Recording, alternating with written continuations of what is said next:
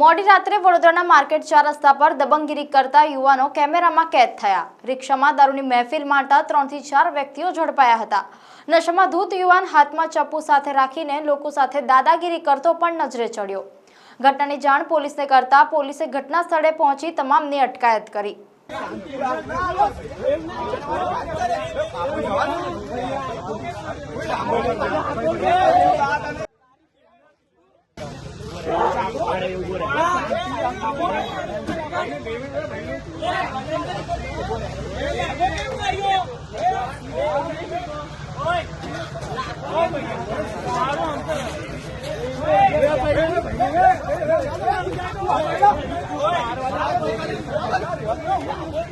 પોલીસની બેદરકારીનો નિયમ છે।